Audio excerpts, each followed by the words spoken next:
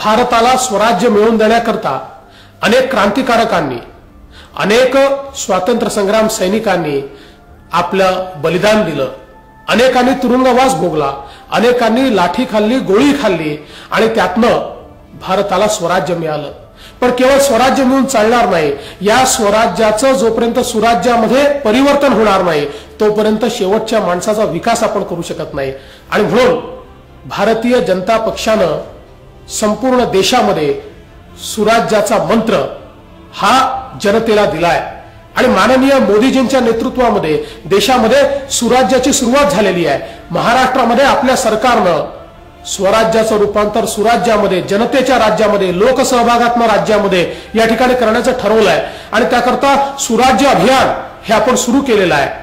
स्वातंत्र्याला 70 वर्ष पूर्ण होत आहेत, अशा परिस्थितीमध्ये या स्वातंत्र्याची फळं ही शेवटच्या माणसापर्यंत पोहोचवण्याकरता सुराज्याची स्थापना ही आपल्याला करायची आहे आणि म्हणून सुराज्य अभियानामध्ये आपण सर्व लोक सम्मिलित व्हा आणि सुराज्य हे शेवटच्या माणसापर्यंत पोहोचवण्याकरता आपण सगळ्यांनी मदत करावी ही मी आपल्याला विनंती करतो।